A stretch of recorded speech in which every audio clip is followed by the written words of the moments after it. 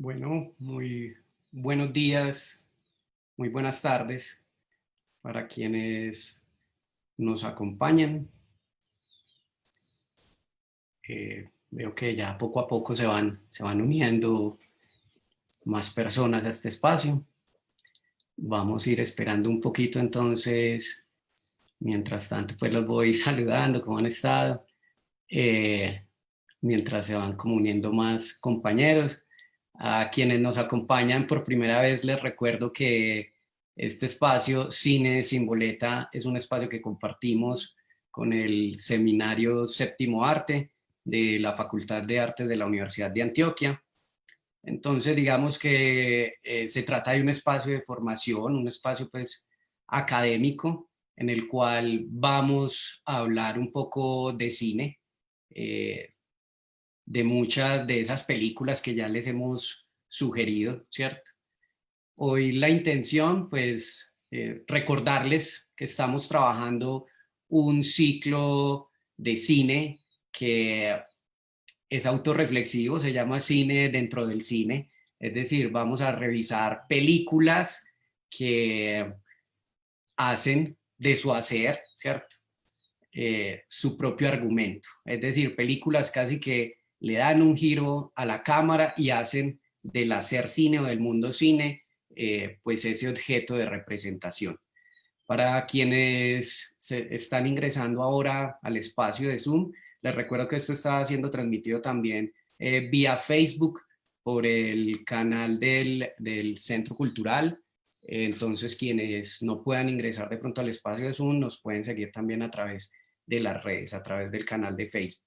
Quienes nos están acompañando en este encuentro a través del canal de Facebook, pues recordarles que la idea hoy es desarrollar como un espacio de foro, ¿cierto? Es decir, un espacio más participativo, incluso donde ustedes, esperaría yo que ahora sí ya hayan visto esas películas que sugerimos y que podamos pues tener como una dinámica un poco más de conversación. Para ello, recordarles que las recomendaciones, pues si no están participando, si no están eh, hablando, preguntando algo en relación pues al tema, por favor mantener los micrófonos cerrados, ¿cierto? En el momento en que vayan a participar, pues pueden pedir la palabra, pueden utilizar ya sea el chat o abrir también su micrófono para hacer un aporte o una pregunta. ¿Ok? Bueno, entonces digamos que planteado grosso modo, pues la dinámica del día de hoy, pues entonces demos inicio con esta actividad.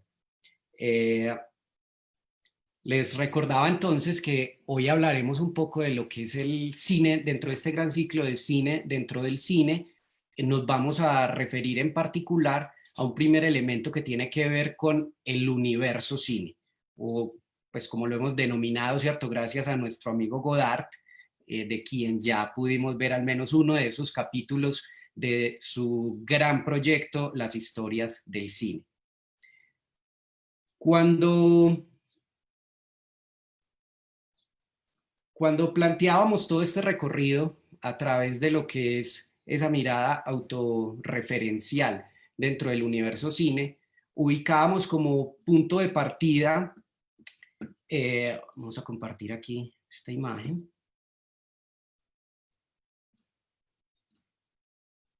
Supongo que ahí ustedes están viendo entonces esta imagen de las meninas, ¿cierto? Una pintura de Diego Velázquez muy famosa, muy conocida, pero que utilizábamos como punto de partida para todo este recorrido. ¿Por qué lo planteábamos de esa forma? Pues porque básicamente lo que esta pintura nos ayudaba a ubicar es que esa pulsión autorreflexiva, pues evidentemente no es una particularidad propia del cine, sino que incluso es un elemento que ya encontramos en muchas otras artes, en muchos otros elementos. Este pues es solo un caso, digámoslo así, ejemplo, paradigmático, ¿cierto? Pero que a su vez da cuenta también de una manifestación que bien podríamos encontrar incluso en muchos casos como la literatura. Recuerden que hay muchas obras de escritores que nos hablan de la vida de un escritor que escribe una obra y nos van narrando, digámoslo así, o nos dejan ver todo ese proceso, ¿cierto? Todo lo que el autor, digamos, atraviesa y cómo se transforma. Este espacio o esta pintura, digamos que un poco también nos presenta ese tras bambalinas, ¿cierto? Entender que una pintura no es solo aquella obra entonces acabada, sino que detrás de todo proceso, incluso de creación, hay mucho, mucho, mucho trabajo. En este caso, lo que tiene de particular justamente esta pintura de Velázquez es que no solo pues dejaba ver, ¿cierto?, o ese proceso, sino que además tenía una intención muy particular y era hacer del espectador, ¿cierto?, o de quien observa la obra, protagonista a su vez, ¿cierto? Se siente observado y eso, digámoslo pues, de entrada, ya es como una característica fundamental de lo que va a ser esa línea autorreflexiva, ¿cierto? Porque esa es una de las principales características entonces de todo este tipo de procesos. Una vez citábamos entonces este primer paso a través de las meninas, digamos que teníamos una primera obra que ya sugeríamos que tenía que ver con El hombre de la cámara. El hombre de la cámara, pues, como les contaba en aquel momento, es una película eh, rusa, una película de 1929 de un señor Sigabertov.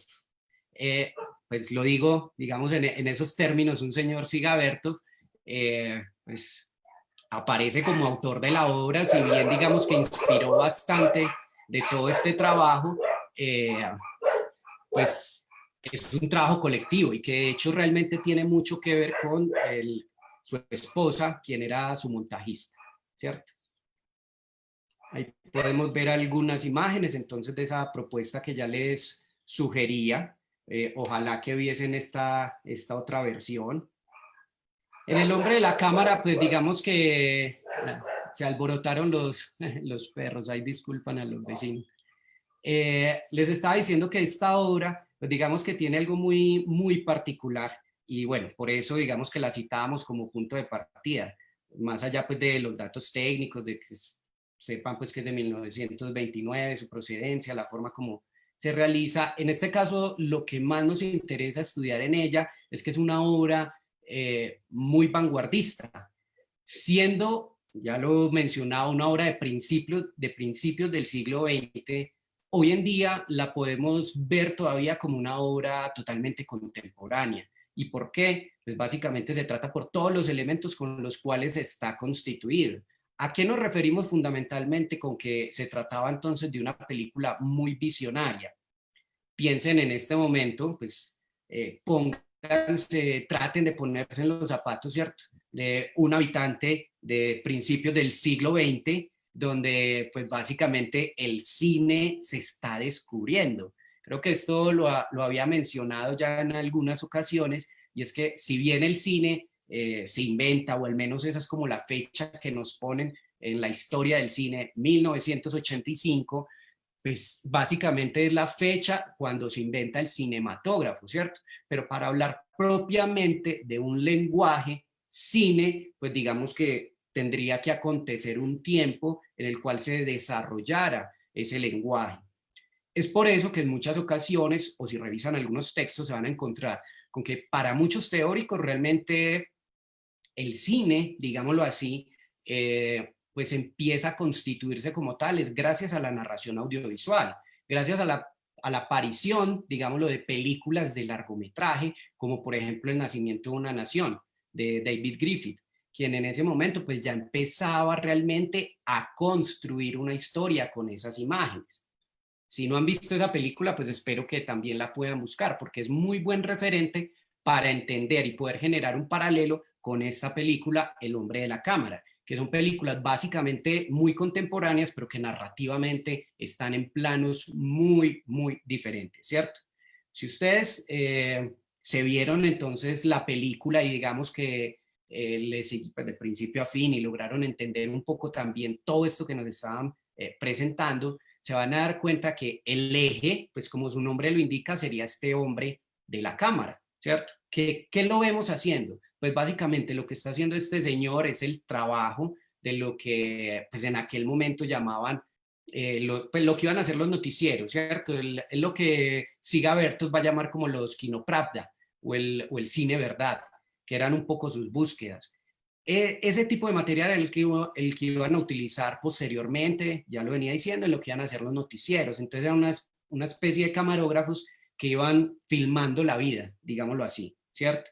Bertov entendía que el cine un poco, o esa imagen, estaba ahí, en la verdad, ¿cierto? No en la puesta en escena que proponía, por ejemplo, la ficción. Entonces, aquí hay un juego muy interesante en la medida en que, básicamente, aparte de que nos deja ver todas esas formas de hacer del cine, presenta el cine como un espacio para construir la realidad, ¿cierto? Más allá de la ficción. Y es aquí también entonces donde quiere, digamos, interés presentar una película como La invención de Hugo Cabret, de Martin Scorsese. Algunos se preguntarán, pero bueno, ¿qué tenía que ver estas películas, digamos, tan diversas, tan raras, en cierta medida? Porque ver primero El hombre de la cámara, después lo que van a hacer todas estas piezas que le sugería de Godard, ¿cierto? De las historias del cine, y una película de ficción contemporánea, pues digamos, una película más de espectáculo, como La invención de Hugo. Pues, y es que básicamente lo que esta película nos permite también es generar otro paralelo o una vista también muy diferente de cómo fue ese desarrollo o esa invención del cine. La invención de Hugo Cabret básicamente pues nos está contando o nos está presentando la vida de Georges Méliès, que para muchos va a ser, digamos, el padre del cine de ficción, ¿cierto? O el cine, digamos, el cine fantástico. Eh, ¿Por qué? Pues porque Georges Méliès, si ustedes ya vieron también algunos apartes de lo que iba a ser esta historia, pues en gran medida, gracias a que desarrollaba espectáculos cinematográficos, pudo ver, ¿cierto? Pudo, digamos, visualizar todas las posibilidades que este invento del cinematógrafo tenía. Si bien, digamos que no estaba todavía pues tan desarrollado este lenguaje como lo haría, o más bien el asunto de la narración, como lo haría Griffith, Georges Méliès, pues digamos que ya también empezaba a buscar o a perseguir unas intenciones narrativas al presentar, por ejemplo, obras como el viaje a la luna. En esa medida, pues digamos que ya también ahí había una intención narrativa, aunque digamos que esto ya venía claramente desde el teatro, al menos a nivel de historia, pero para que me entiendan, la gran diferencia sobre todo va a estar en el uso de los planos, en cómo trabajar con esa materia. Por eso, si volvemos aquí al hombre de la cámara, si bien el nombre resalta el asunto del camarógrafo, se van a dar cuenta que el grueso de la película, un poco lo que, digamos, resalta es el trabajo del montaje o el trabajo de la montadora, en este caso, ¿cierto? Quien realmente, a punta de tijera, pues es quien construye todo ese relato. En la invención de Hugo se ve una cosa muy interesante, pues cuando empiezan a mostrar cómo está haciendo, por ejemplo, sus películas, y digamos que se logra ver de forma muy clara cómo trabajaban en la medida en que todo era en escenario, ¿cierto? La cámara siempre estaba en un punto fijo y lo que se modificaban eran los decorados o los escenarios para presentar unos cambios de lugar, unos cambios de espacio. Eso, pues en un principio era, digamos que es ese mismo concepto del teatro llevado al cine. Por esto insisto que el asunto de la narrativa audiovisual logra darle vuelta a ese panorama y entender, ¿cierto?, que la forma de hacer cine es a través de los planos, recortando justamente esa realidad. En el hombre de la cámara eso ya está presente, ¿cierto? Porque lo que vemos es el ejercicio contrario. Vemos a un camarógrafo, digámoslo así, liberado, que explora el mundo en busca de esas imágenes. Imágenes que después pasan a una montadora que va a construir una película con eso. ¿A quién más se le ocurrió una idea de esas en 1930, digámoslo así? realmente pocos. El hombre de la cámara es una película, lo mencionaba hace 8 días, que va a ser fundacional también para el género documental. Gracias a películas como Nanook del Norte y El hombre de la cámara, es que hoy en día hablamos de cine documental. Para quienes no saben o no tienen este dato claro, recuerden que el cine documental como término, como concepto, aparece solo en 1930. Antes de 1930, es decir, por ejemplo, para 1929, una película como El hombre de la cámara no era ni documental ni ficción, era una película. ¿Cierto? El concepto documental como tal aparece posteriormente, pero es gracias a trabajos como este, que empiezan a hacer exploraciones o una búsqueda en torno a la realidad de forma, digamos, pues bastante arriesgada, ¿cierto? Si entendemos eso, pues digamos que ya también podemos abrirle espacio a una obra un poco más compleja, pero también muy interesante, como las historias del cine de Jean-Luc Godard. Esta película es una película que se desarrolla casi alrededor de una década, pues en su desarrollo fueron más o menos 10 años de trabajo en ella, porque pues quienes pudieron ver también parte de esa recomendación se van a dar cuenta que es una obra bastante extensa, bastante complicada, y como les decía, que es de cine pensamiento, ¿cierto? Realmente se trata de un ensayo fílmico. O sea, es una pieza donde el autor básicamente te está proponiendo o te está planteando un ejercicio de diálogo, de discusión, te está planteando sus ideas, ¿cierto? Para que usted como espectador entre en ese juego. Por eso, digamos que no está al mismo nivel de películas como La invención de Hugo. Y me refiero con esto no en el sentido de que una sea mejor que la otra, sino que son películas con conceptos y desarrollos muy diferentes. O sea, una película, por ejemplo, como La invención de Hugo de Martin Scorsese, que ya les decía, es muy buena película también. Lo que pasa es que es una película de entretenimiento, ¿cierto? Es una película hecha para llegar a muchas salas de cine, para generar taquilla, para un público mucho más general. Trabajos, por ejemplo, como este de Jean-Luc Godard, de las historias del cine, evidentemente no tienen esas pretensiones. No son películas que se insertan, digámoslo así, en salas comerciales, porque evidentemente pues la gente no va a ver esto. Entonces la distribución de este tipo de trabajos por lo general es a través de festivales, cosas de ese tipo. Claro que esta obra en particular lo que tiene, pues digamos, como método también de trabajo es que genera las duraciones de forma, por eso la obra está dividida en 8 fragmentos también, porque de esta forma la obra también se pudo distribuir a través de televisión. Les dirían, ¿esto lo ven en televisión? Sí, los franceses veían ese tipo de cosas en televisión. Esa es la diferencia entre nuestra televisión y el consumo cultural, digámoslo así, ¿cierto? Porque tampoco es que esto sea para todos los espacios, pero al menos digamos que sí financiaban ese tipo de obras y de trabajo, ¿cierto? Godard es una personalidad muy particular, digamos que ha sido de esos directores que siempre han llevado pues sus exploraciones al extremo.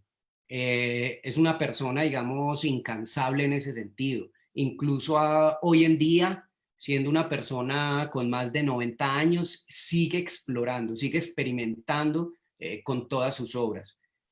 Si bien, pues en este caso, digamos que estamos poniendo sobre la mesa o como recomendación una película como Las historias del cine, yo creo que deberíamos decir acá que realmente pues hay que estudiar toda la obra de Godard para hacer un ciclo, para entender un ciclo realmente de cine dentro del cine, porque es una de estas personalidades que recurre constantemente a esta idea.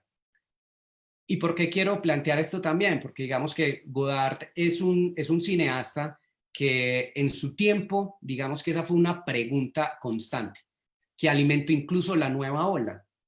Para aquellos pues, que conocen un poquito de historia del cine, recordarán que Godard hacía parte, porque pues, la nueva ola fue un movimiento que se dio en ese momento, o hizo parte más bien de esa nueva ola del cine francés, que básicamente lo que proponía era generar unas rupturas frente a lo que llamaban el cine clásico, en particular ese cine clásico de Hollywood, ¿cierto? Se supone que con ellos llega una ruptura. ¿Por qué digo se supone? Porque ese se supone, pues era muy entre paréntesis, el mismo Godard, pues es quien lo plantea. Él en algún momento, en una entrevista, va a decir justamente que cuando ellos empiezan a trabajar o a generar esto que iba a ser la nueva ola, pues supuestamente estaban pensando que ellos realmente eran lo nuevo, un surgir.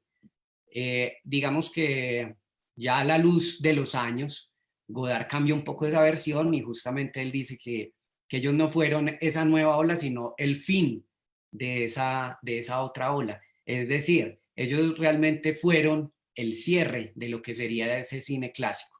Pero eso pues como un paréntesis, lo dejo ahí planteado. Yo no estaría tan de acuerdo, ¿verdad? Sí creo que Godard sigue siendo toda una figura, pero eso lo hacen este tipo de autores, ¿cierto? Generan esos comentarios provocadores. Eh, Aunque para poner el comentario en contexto, él particularmente se refería a todo esto que iba a llegar justamente con la incursión del video y de lo digital dentro del cine. No tanto pensado desde un asunto, por ejemplo, de mercados, sino a partir de todas las posibilidades que, por ejemplo, los pequeños dispositivos generaban a la hora de hacer películas. Una de ellas, puntualmente, por ejemplo, es todo el cine autorreflexivo, que es de lo que estamos hablando ahora, cine dentro del cine. Digamos que en el caso del cine documental, esto ha sido toda un área, pero que se desarrolla básicamente es en la década del 80. O sea, es ahí donde está como ese boom de este tipo, de esta forma de hacer cine. Pues, no solo con la entrada del video, sino en particular también con la entrada de las cámaras portátiles, ¿cierto? De estos pequeños dispositivos. Eso generó las películas en primera persona, las películas entonces autorreflexivas de lo que estamos hablando, en fin, muchas otras formas narrativas. Particularmente eso pues es lo que va a estar señalando Godard en torno a esas formas de hacer cine, ¿cierto? O digamos más bien a esa ruptura con el cine clásico. El cine clásico pues tenía una forma muy clara, y por eso llamaba clásico, ¿cierto? De narrar, de construir sus personajes, de construir los héroes, de cómo se enfrentan a los conflictos, de cómo los solucionan, cómo se transforman los personajes, etcétera, etcétera, etcétera. Si ustedes se fijan en una obra, por ejemplo, como El hombre de la cámara, ese tipo de estructura no existe. Por eso decimos que es muy visionaria en esa medida, porque siendo una película de 1929, 30, pues digamos que ya entrada estaba arrasando con ese tipo de estructura, ¿cierto? Aunque dicho sea de paso también, recordemos que al menos pues los rusos desarrollaron o construyeron una historia del cine muy particular en la medida en que ellos se dedicaron a estudiar el cine desde el montaje, también como un cine de pensamiento y no necesariamente como un cine de entretenimiento. Porque recuerden que en Rusia el cine pues básicamente era patrocinado por el Estado y fundamentalmente era una herramienta de adoctrinamiento. Entonces ahí había, digámoslo así, pues como una idea de desarrollar no solo entretenimiento, sino pensamiento, es decir, de cultivar también ciertas ideas, de conocer ese medio, ese lenguaje como tal, ¿cierto? Como un arma poderoso. Esto que ustedes están viendo entonces en este momento, las historias del cine, digamos que pues también tiene un objetivo muy claro al citarlas en esta primera sesión que básicamente nos nombra el universo cine.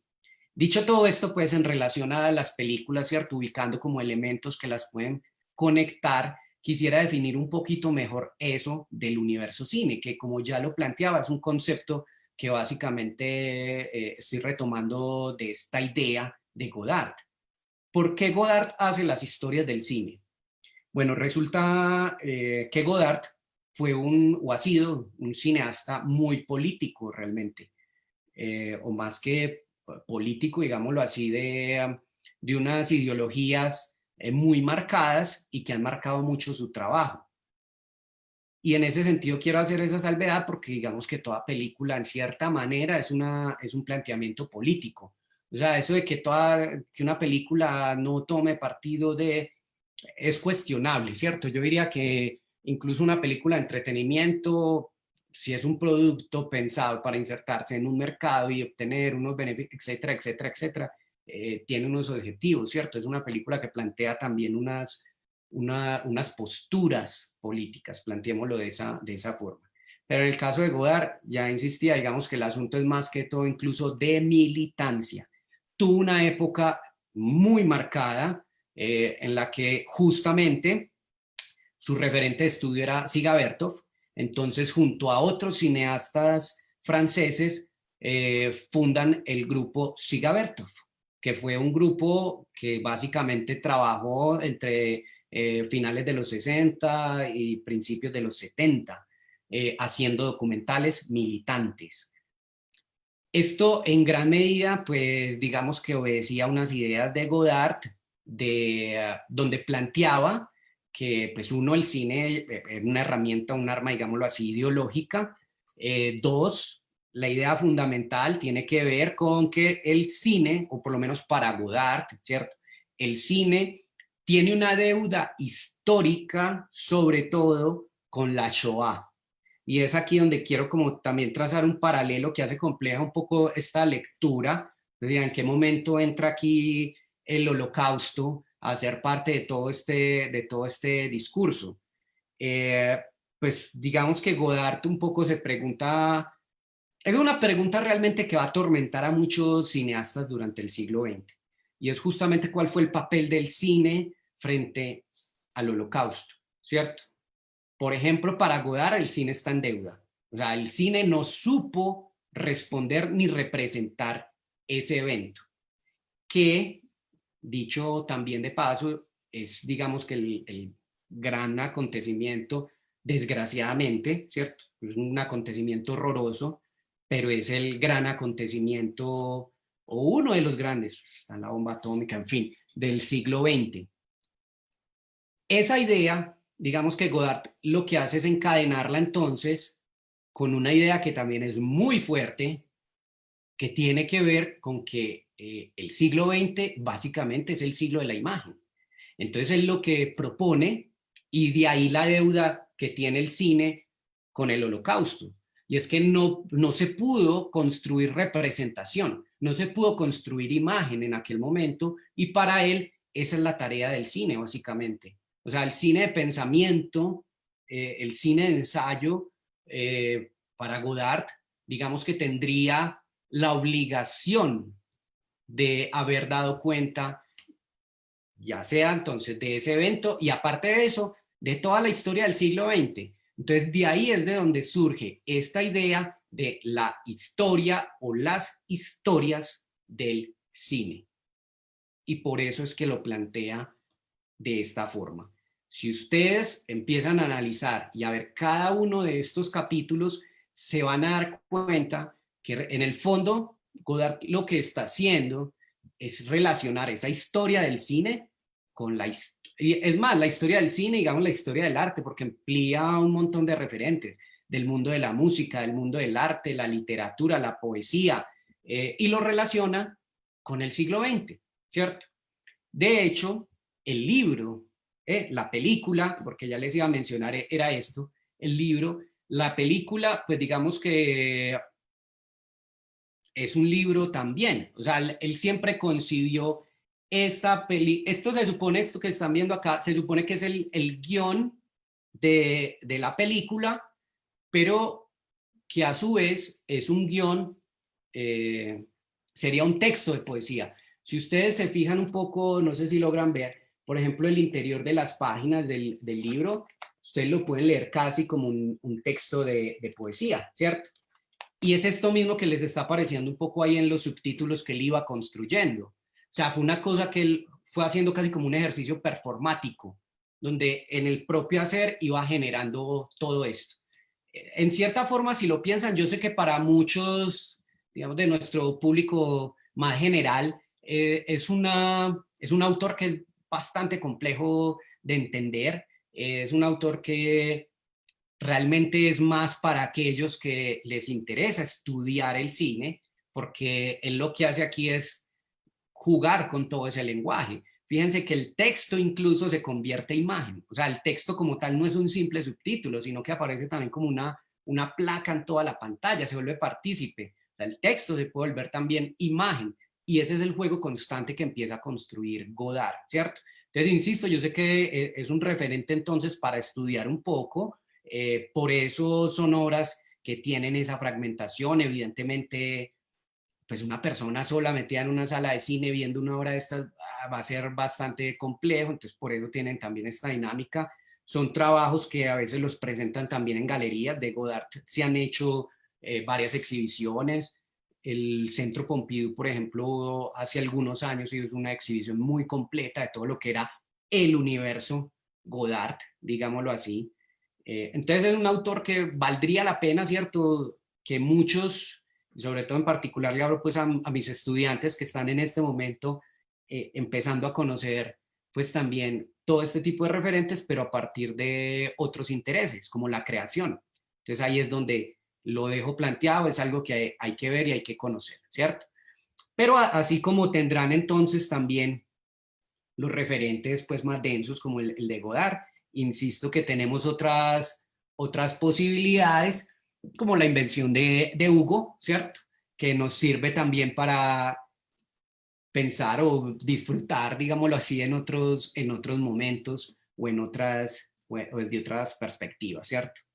En esa medida, pues me interesa, y esto creo que lo vamos a seguir manejando también a lo largo entonces de estos encuentros y del material que les vaya a ustedes presentando, y es que la idea es mezclar un poco también ese universo de películas. Es decir, que no siempre, pues como ya podemos proponer varias cosas, que no tengamos que ver solo, por ejemplo, una imagen, solo cine de ficción, de entretenimiento, solo documentales, no, sino que la ventaja de trabajar desde esta perspectiva, de estas temáticas, es que ese cuerpo de películas puede ser mucho más diverso, ¿cierto? Entonces, esa es la intención, que ustedes también puedan ver las películas y generarse entonces sus propias lecturas. Ya como para cerrar y abrir un poco también este espacio entonces a preguntas y a diálogo,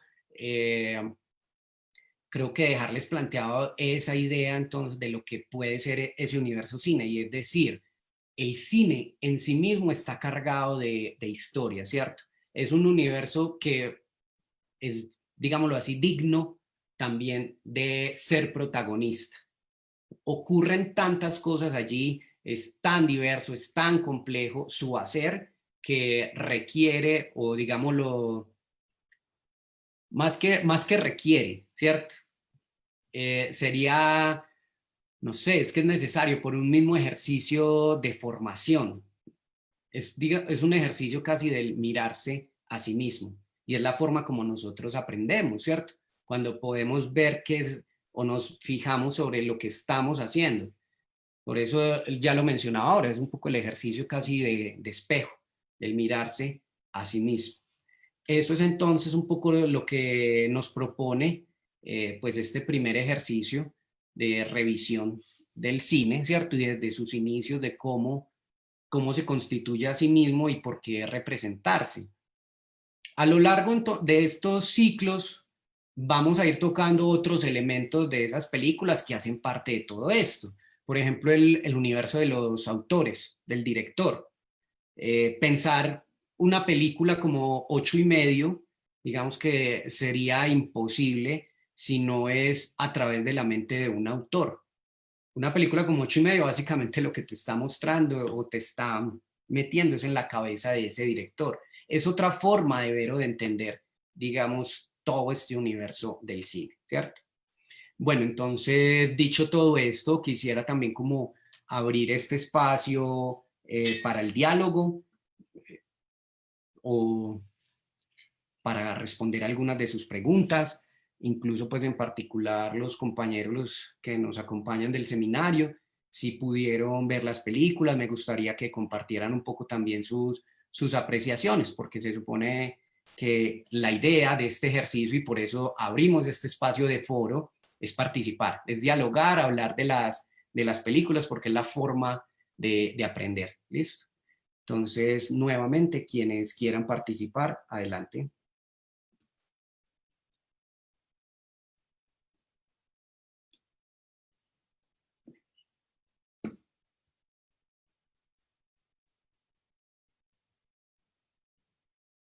Les pregunto entonces a los compañeros del seminario si vieron las películas, pudieron de pronto analizar más en particular alguna de ellas, ¿cierto? ¿Quién quiere compartir un comentario?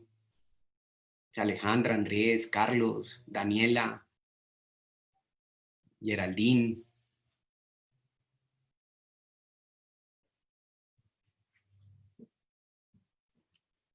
Recuerden que también pueden plantear sus preguntas a través del chat. Hola, profe. Hola, Laura. Bueno, sí, yo vi las películas, me impresionaron bastante, sobre todo la de Godard, me tocó bastante, era bastante sensible, las imágenes, los colores, pues la música, las voces, fue sí, bastante experimental, bastante performático. Ah, bueno, Sentía, un comentario, Laura, ahora que lo mencionas, que es muy importante en el caso de la película de Godard, y es justamente la voz. Qué bueno que ya lo mencionabas. Para quienes pudieron verlo, la voz de Godard es muy particular, o sea, marca mucho la narración.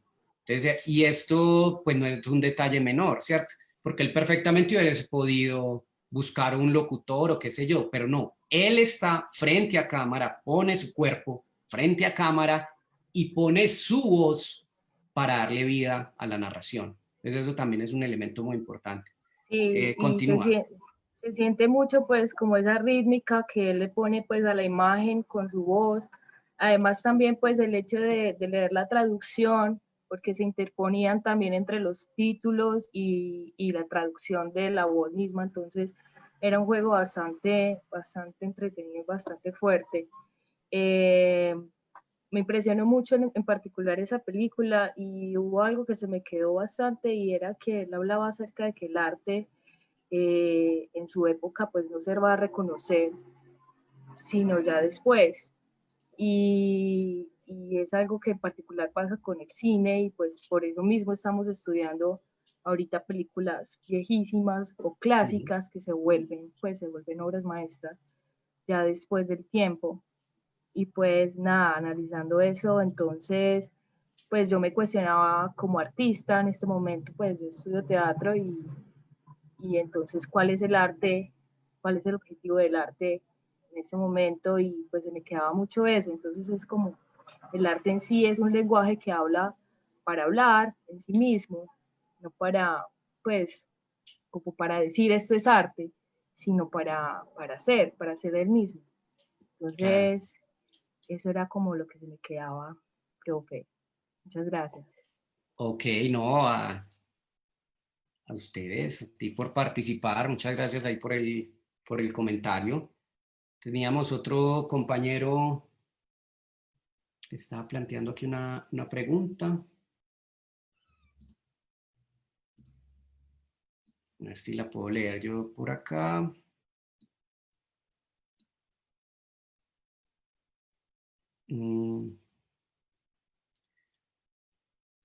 A ver, Geraldine nos planteaba que si le parecía que los efectos especiales constituían una novedad para la época y dice que me encantaron las tomas en que se sube a la torre o al tren en movimiento. Ok, eso también no es muy particular. Vamos a ver si vamos pasando aquí algunos fragmentos de esa. Y es porque yo esto, bueno, ya les decía a ustedes, en muchas escuelas de cine, en muchas academias, pues siguen trabajando o estudiando El hombre de la cámara, por muchos motivos. Realmente es complejo y habría muchísimas cosas que mencionar acá, pero una de ellas, que ya lo estaba también aquí citando un poco el comentario de Geraldine, y es que el montaje de esta película es increíble. O sea, simplemente no tengo como otras palabras para decirlo. Yo la he utilizado muchas veces en mis clases de montaje, justamente cuando hemos trabajado eso con los estudiantes, porque hoy en día para muchos, quienes, sobre todo, pues, digamos que los cineastas más noveles, o quienes estén apenas en un proceso más amateur, aprendiendo los procesos de edición, suele suceder que los efectos se vuelven una constante. Es lo que llamamos efectismo. Entonces, es utilizar efectos por utilizar, ¿cierto? Los jump cuts, los cortes, sobre todo, por ejemplo, ahora con este fenómeno de los bloggers, cuando empiezan a brincar, pues son cosas que muchas veces las vemos y entonces estamos pensando que esa es la novedad. O muchos pasa con los software de edición no lineal, es decir, hoy en día todas las ediciones de películas y audiovisuales se hace a través de un computador, gracias a un software de edición. Esos software normalmente integran muchísimos efectos que nos ayudan a hacer que las imágenes sean más, no sé, que se vean más móviles, que tengan más ritmo, que sean más interesantes, ¿cierto? Pero entonces, ¿qué pasa con el efectismo? Que muchas veces simplemente utilizamos efectos por utilizar, y son efectos que no le aportan nada a la narración, a la historia, y por el contrario, lo que hacen es, digamos, enredar un poco las cosas, porque se vuelve confusa la narración, se vuelve confuso ese espacio, ¿cierto?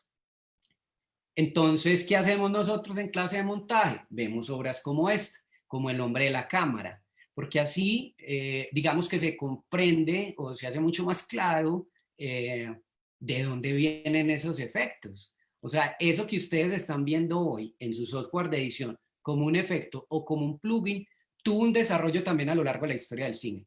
Alguien tuvo que hacer muchas maromas a punta de tijeras y de contar cuadros para generar esos ritmos o ese tipo de imagen, las superposiciones, etcétera, etcétera, etcétera, etcétera.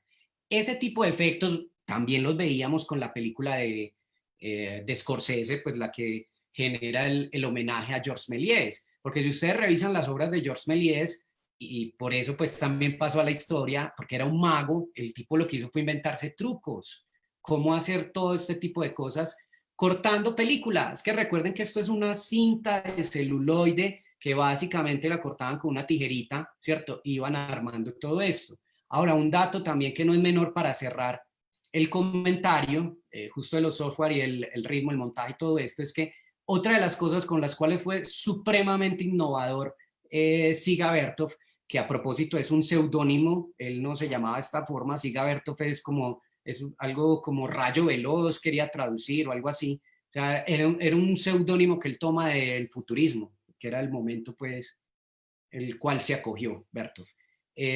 Les estaba diciendo que en aquel momento, digamos que el tiempo promedio de un cuadro, o sea, las películas del cine clásico montaban fragmentos o planos que no eran menores a 10 segundos, era el promedio, ¿cierto? El hombre de la cámara tiene fragmentos, tiene planos que brincan o cambian cada 30 segundos, cada segundo. O sea, es una cosa que eso lo hacen las películas de acción hoy en día. Algo así para que entiendan el ritmo tan vertiginoso de montaje de esta película. ¿Ok? ¿Alguien más quiere abrir el micrófono, la cámara, compartir? Nos podemos ver, nos podemos saludar. Veo que están participando más por acá en el chat. Eh, Juan Camilo dice, bueno, Andrés Felipe estaba antes, me decía, la fotografía en Hugo Cabret me gusta muchísimo, es impecable, evidentemente el trabajo de fotografía, pues ahí sí hay cosas mucho para estudiar, y más una película de Scorsese, son películas hechas en estudio. Les recomiendo muchísimo a quienes les interese, por ejemplo, el caso del cine de ficción, que se busquen también por ahí en internet, en YouTube, hay muchos de estos videos del cómo se hizo. Entonces, si ustedes buscan cómo se hizo la fotografía o el arte de la invención de Hugo Cabret, se van a dar cuenta que hay un montón de imágenes, ¿cierto?, detrás de cámaras que les dejan ver eso, cómo se filmó. Y entonces ahí sí se van a dar cuenta que todo es en estudio, pues no sé, el 90% de la película es en estudio, y que casi todos son entonces fondos, pantallas verdes, donde actúan simplemente como pues están en pantalla los personajes principales, y todos esos decorados La gran mayoría son generados con espacios digitales, son generados por 3D. Lo otro que es muy interesante es ver cómo funcionan los decorados. Los espacios se construyen siempre pensados para la cámara, ¿cierto? Para que la cámara se pueda mover. Eso búsquenlo ahora para que vean en particular esa parte de esa película, pero les recomiendo que como este ciclo aborda justamente ese tras bambalinas del cine, pues vamos a ver otros cómo se hace ese cine en películas, por ejemplo, como La Noche Americana de Truffaut, otro de estos cineastas franceses que hizo parte de la nueva ola del cine francés, que ya veremos un poquitico más adelante, ¿ok? Me encantó, dice Juan Camilo, especialmente la relación que tiene el ojo y la cámara en el cine de Bertov. Claro, digamos que toda su teoría se construye sobre ese concepto del cine-ojo. Para él, la cámara era un ojo, es una forma de ver, y él lo que está haciendo es poniendo ese ojo en ciertos espacios, ¿cierto? Esa era un poco su búsqueda. Otra recomendación, búsquense los libros de Siga Bertov. Esta gente en ese momento, pues que eran genios, entonces hacían películas, escribían libros, escribían música. La música del hombre de la cámara la escribió Siga Bertov también. En fin, un montón de cosas. Entonces Bertov tiene unos textos que son manifiestos de lo que sería el cine ojo, ¿cierto? O los kinopravda, que él llamaba. Muy interesante que busquen eso un poco. Andrés Felipe dice, en cuanto al inicio del cine que hablaba, si bien una cosa es el surgimiento como técnica y posterior en lo artístico como tal, podemos decir que incluso este origen va mucho antes de los Lumière, con el kinetoscopio o con la imagen del caballito en movimiento, que no recuerdo quién fue el que la hizo, Mulbright, por lo menos como imagen en movimiento. A ver, exactamente, digámoslo que si lo planteamos, esto muy interesante también el comentario, porque por eso también estamos partiendo de acá, evidentemente estábamos nombrando, tratando de ubicar unos inicios del cine. A principio de este encuentro planteaba que el cine se inventa en 1895 a partir de la invención del cinematógrafo de los hermanos Lumière. Como nuestro amigo Andrés nos plantea, antes del cinematógrafo existía ya el kinetoscopio, sin embargo, y muchas otras máquinas de imágenes en movimiento. De hecho, si ustedes siguen esa ontología de la imagen, claro, que está la fotografía y ahí para atrás, muchas otras cosas. Pero, sin embargo, siguen nombrando 1895, invención del cinematógrafo, como la invención del cine. No, por ejemplo, la invención del kinetoscopio. ¿Por qué?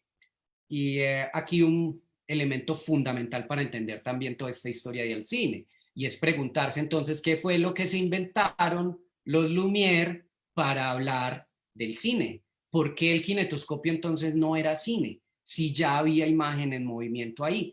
De hecho, si ustedes buscan en este momento por YouTube también alguna de estas partes, van a encontrar, así como encuentran, por ejemplo, el corto de la salida de los obreros de la fábrica Lumière, ¿cierto? Estas primeras imágenes o la llegada del tren, los cortos de los hermanos Lumière, van a encontrar cortos de Thomas Alva Edison para el kinetoscopio. ¿Qué pasó aquí entonces? Lo que pasa es que el kinetoscopio, digamos que presentó una novedad que fue la fundación, que es lo que constituye lo fundacional para el cine, y fue el asunto de poder proyectar una película. El problema con el kinetoscopio es que era un aparatico individual, o sea, hacía de la imagen movimiento del cine una experiencia individual. Eran unos aparatos que llevaban a las ferias, donde les echaban una monedita, un Nickelodeon, y empezaba a rodar la imagen y la persona pegada a esa pantallita podía ver eso. El cinematógrafo era un aparato que servía para filmar, que es ese que están viendo ahí en el hombre de la cámara, es esa cajita, pero a su vez, si revertían el lente o cierta, pues le ganaban cierto proceso, el aparatico servía también para proyectar. Entonces, eso está amarrado a esta anécdota de la proyección en el Gran Café, París, y cuenta una anécdota que pasaron esas imágenes, que la gente vio esto y que cuando llegó el tren la gente salió corriendo. Esa anécdota que parece chistosa, pues realmente lo que está dejando ver es lo que pasó con el público. O sea, el público pudo generar otra relación muy diferente, no solo con la proporción de la imagen, sino también con el acto o el evento social. Que un grupo de gente hubiese estado reunido ahí para ver eso, fue lo que generó eso que hoy en día conocemos como cine. Por eso el cine, digamos que en esencia necesita de su caja negra, de su sala de cine. Es un acto social, en última, ¿cierto? De ahí, y eso no es tema de esta ocasión, pero vamos a dejar la pregunta abierta, el problema con todas estas plataformas que quieren hacer cine y estrenarlo en sus plataformas, porque ese es el problema. El problema no es que metan plata para hacer películas, sino que el estreno de la película sea en una plataforma tipo Netflix, Amazon, etcétera, etcétera, ¿cierto? Porque estamos volviendo al kinetoscopio, estamos volviendo a hacer de la experiencia cine un acto individual, ¿cierto? Eso por plantearlo entonces como un paréntesis, pero tiene que ver un poco con eso. Eso Profe, yo creo que lo podemos seguir trabajando. ¿Listo? eh, ahí me escucha, que ya Sí. tengo manos libres. Bueno, yo soy Andrés. El comentario Ah, era más a manera de pregunta, pero me queda pues ya súper claro cómo me lo explica como cine, como tal. ¿Me total. puede escribir por el chat el nombre del caballito? Qué pena que se lo escuché, pero no me acuerdo y no lo anoté. Ya lo voy a escribir aquí, sí. Y, y Dale. aprovecho porque me quedó partido el comentario ahí como para no interrumpir al compañero que le quedó el mensaje en el medio, para que no tenga pues como que volverlo a leer con el tema pues que me pareció, que me parece demasiado pues bacano de esta película, es que logra mostrar como lo que uno de pronto de entrada no percibe con las películas de los Lumière, y es, pues uno ve obviamente las películas y están súper limitadas a lo técnico del momento, pues sí, siendo los precursores súper limitado, pero uno va a ver el montaje que debió ser eso, pues porque era un montaje pues súper Claro. artístico, teatral, pues del cine incluso más a lo en bruto del cine como tal, que es lo importante pues de los actores, del teatro pues como tal, y del montaje de arte como tal y de fotografía. Y en la película lo muestran pues que se ve súper bonito, de ahí pues que la fotografía sea tan bonita y tan bacana. Excelente, sí. Hay una gran exploración ahí. Yo diría que una cosa también muy especial en El hombre de la cámara es que esa experimentación está como en todos los estamentos de la producción. Es decir, casi desde la propia idea de voy a hacer una película de esto, pasando por la forma como se hace, la forma de producirla. Otro detalle es que para que entiendan nuevamente el contexto, en ese momento, que era más o menos también lo que iba mencionando Andrés, hacer una película, o sea, era tan complejo que sacar una cámara del estudio ya era un complique por el nivel de iluminación que necesitaba, ¿cierto? Entonces, por eso siempre necesitaban como tener todo muy controlado. Y este señor se va por toda la otra vida, ¿cierto? No, antes vamos es con una cámara para afuera. Eh, digamos que la historia del cine nos va a mostrar después cuando aparece todo lo que vamos a conocer como cine observacional o documental observacional en particular, pues lo que, digamos, las dificultades de lo que pudo haber sido un ejercicio como ese. Me refiero es porque el cine observacional en gran medida se da gracias a que las cámaras se hicieron más portátiles. Entonces los equipos de producción, es decir, ya podía ser una persona, tres personas, qué sé yo, equipos de producción más pequeños, más acotados, podían estar en espacios, digámoslo así, más íntimos, cosas de ese tipo. Eso antes era imposible, insisto, por el nivel de producción tan complejo. El hombre de la cámara te presenta eso como si fuese muy fácil. Es que yo sé que ustedes están viendo aquí pues porque que nos muestra la película, ¿cierto? Un sujeto solito con una cámara haciendo planos. Pero evidentemente él lo está grabando a alguien y para poder hacer eso estaba otro equipo mucho más elaborado, porque insisto, eran cosas muy complejas a nivel de producción. Piense que hoy en día si ustedes quieren hacer una película y pues ya podrían grabar con su teléfono celular o una cámara de video portátil y sin embargo si quieren lograr una imagen bien lograda sería complejo. Simplemente hagan el paralelo, ¿cierto? Traten de transferir eso a esa época, a ese momento. ¿Qué recursos técnicos tenía esta gente para hacer eso? ¿De qué forma lo hacían? y por eso pues insisto sobre todo, en particular, nada más trazan el paralelo con el ejercicio del montaje, ¿cierto? Entonces el hombre de la cámara, digamos que lleva al límite desde todas las perspectivas o desde todos los campos de producción el hacer cine, desde la idea, desde el guión, desde la producción, desde el montaje, desde la forma como se distribuyó la pieza también, porque creo que esto fue otro tema. Eh, Él allá tuvo muchos inconvenientes también por hacer su cine. Yo ahorita mencioné algo muy por encima, pero eso es otro campo largo para estudiar, y era cómo se desarrolló el cine en Rusia, ¿cierto? ¿Qué pasaba entonces con el cine de propaganda? Entonces, Bertov, pues obviamente también tuvo que cargar con todo esto. Él tenía que cumplir con unos encargos, pero películas como El hombre de la cámara eran sus propuestas o sus proyectos personales, que siempre quiso estar desarrollando, y bueno, ya venía el asunto este de la financiación. Le pasó también a Eisenstein, otro gran autor ruso que deberían conocer, autor por ejemplo del Acorazado Potemkin. Si ustedes ven el Acorazado Potemkin, es una película financiada por el Estado, ¿cierto? Pero Eisenstein, cuando quiso hacer otras cosas y ya no lo apoyaron, pues tuvo que empezar a buscar otras salidas, ¿cierto? De ahí por eso también termina en México. Recuerden que la última película que filmó Einstein, pues que no se terminó, la filmó en México. Ahí ahora he visto, si no estoy mal, hay una intención de lanzar ese otro corte. Yo vi por ahí unas partes, no era como la película completa, como que hay un proyecto de finalizar ese corte de esa película. Ojalá algún día la podamos ver como eso. No sé si ya estaba finalizada. Yo recuerdo haber visto una parte, pero tendría que buscarla. En fin, era tema de otro lado. En este caso, pues ver, ¿cierto? Todo eso que se estaba planteando entonces con estas películas, por decirles nuevamente, recuerden siempre pensar en hacer un poco también ese paralelo para poder tener esa perspectiva y entender desde qué punto de vista entonces todos estos autores estaban generando ese tipo de obras. ¿Ok? Bueno, no sé si algún otro compañero nos quiera compartir de pronto una pregunta. Veo que ya aquí lo que hay es también un poco más como los comentarios de los estudiantes, pues un poco hablándonos de las pelis.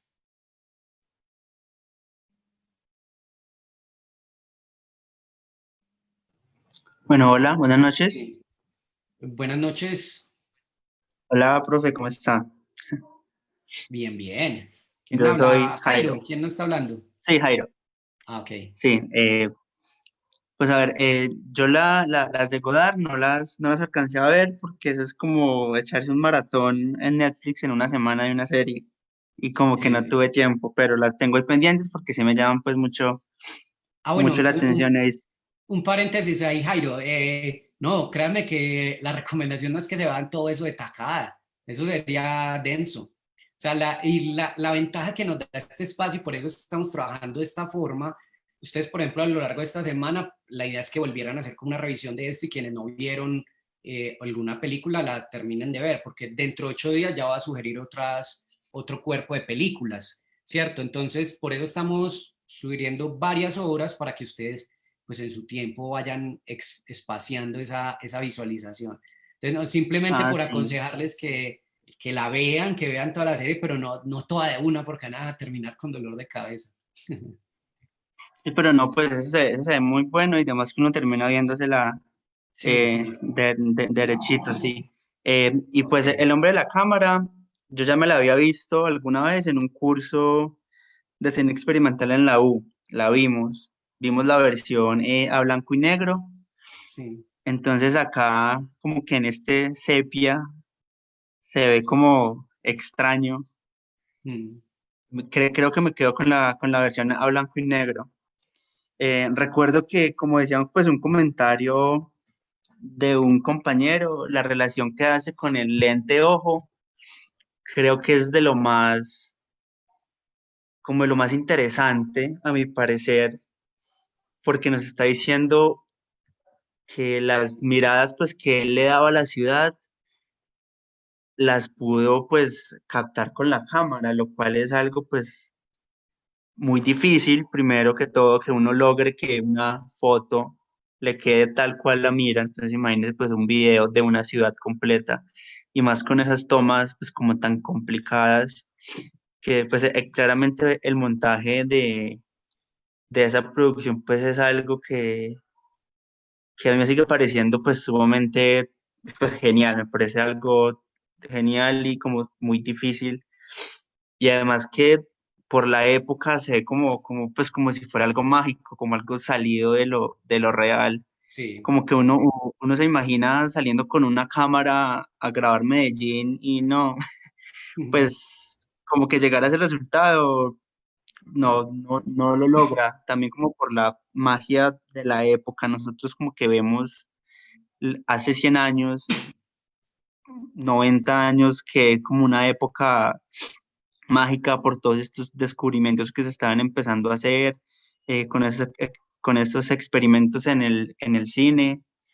Eh, no, pues me parece algo que sí, hoy en día no se puede realizar, o sea, como que es algo que pertenece a su época y menos mal existe pues para nosotros poderla estudiar y apreciar. Me parece como un poquito una, no sé si decirlo, antítesis quizás de Metrópolis, Sí. de Fritz Lang, que también es como un poquito de la época y también muestra pues como esta ciudad pues que ya es inventada, ¿cierto? Que ya es todo ciencia ficción.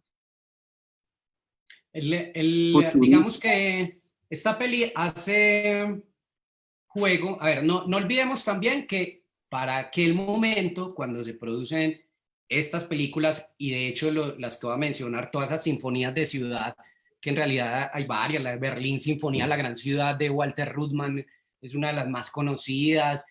A propósito de Niza, es otra de esas películas que es también como un tipo de sinfonía de ciudad, y muchos autores pues han clasificado también El hombre en la cámara como una sinfonía de ciudad.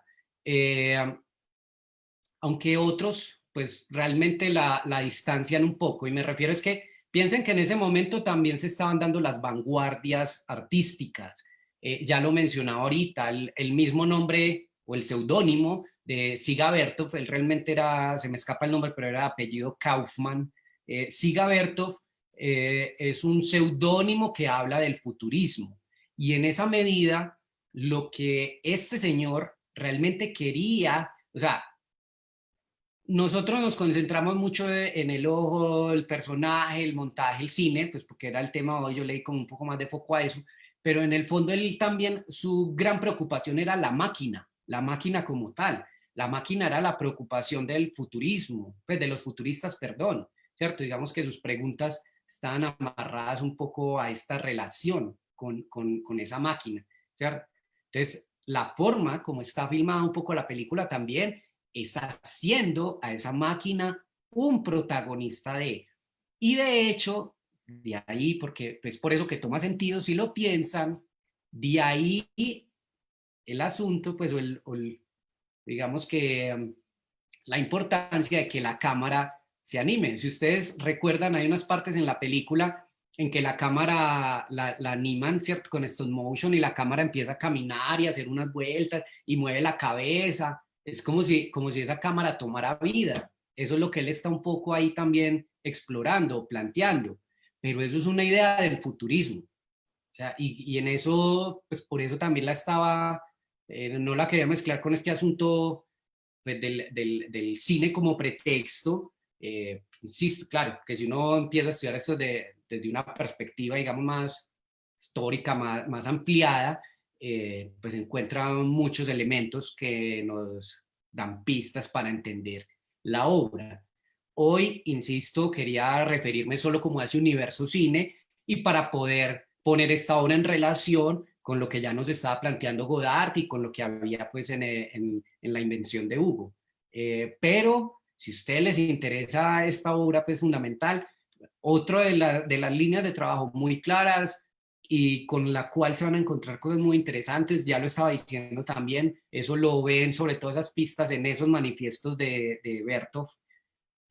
Usted lee en el manifiesto es un manifiesto futurista prácticamente. O sea, si bien él se refiere mucho a lo que se filma, a ese ojo, digamos que no se olviden que el ojo es de una máquina, ¿cierto? No es el ojo del humano. casi incluso que esa es la relación o el juego que él empieza también a construir. Es el rol del humano en relación a esos roles de la máquina. Fíjense, por ejemplo, ahí las imágenes que están viendo. ¿Qué está filmando esa máquina?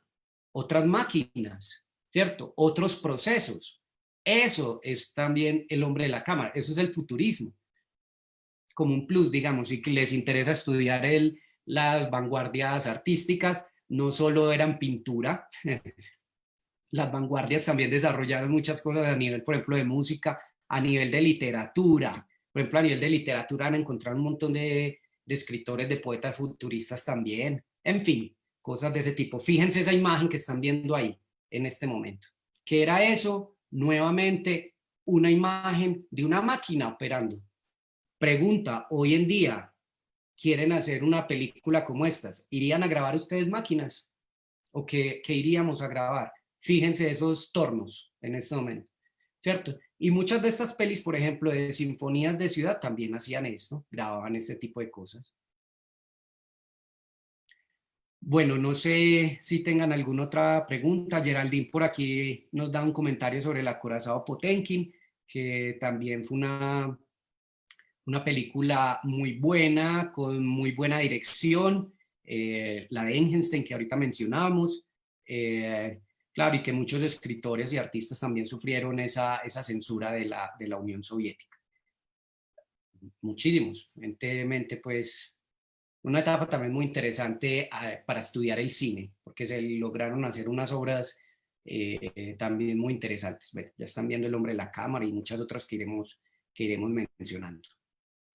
Bueno, no sé, yo creería que la idea ya es como ir cerrando este espacio.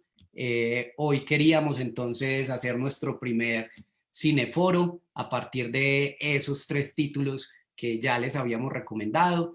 Recuerden que los capítulos están ahí, ¿cierto? Para que los vean de todas las series que hemos estado desarrollando con Cine Sin Boleta. Yo bueno, por aquí les llegará a los estudiantes, pero voy a tratar también de poner nuevamente como ese enlace en nuestras redes para que quienes no pudieron ver la recomendación o el capítulo 1 de esta serie de cine dentro del cine, pues se desatrasen y puedan ver esta semana todas estas películas. Dentro de 8 días les estaremos enviando o estamos presentando también a través de redes una segunda entrega de este ciclo de cine dentro del cine, donde les voy a sugerir otros títulos, de hecho 4 títulos, para que ustedes se entretengan a lo largo de la próxima semana. Y nuevamente, pues nos veremos en 15 días en este espacio de foro, ¿cierto? O sea, dentro de 8 días planteamos una nueva temática y sugerimos unas películas. Y dentro de 15 días, pues tenemos nuevamente espacio de cineforo, para que entonces ya nos sentemos aquí o nos veamos nuevamente hablar en torno a lo que fueron esas proyecciones. Entonces, sin más más, quiero agradecerles a todos por acompañarnos en este espacio, por su presencia, y espero entonces que sigan conectados a nuestro espacio de Cine Sin Boleta, y a los asistentes del seminario, pues mil gracias por participar. Recuerden que en ese Classroom van a encontrar un material, unas actividades que ya les he compartido, un primer ejercicio, ahí les va a seguir apareciendo mucho más material, y que me pueden escribir cuando deseen, si tienen dudas o preguntas frente al proceso. Listo. Entonces, nuevamente darle las gracias y espero que nos veamos dentro de 8 días. Un saludo y hasta pronto. Gracias, profe. Que estén bien. Gracias, profe. Hasta luego. Gracias. Estén muy bien. Hasta luego, profe. Chao.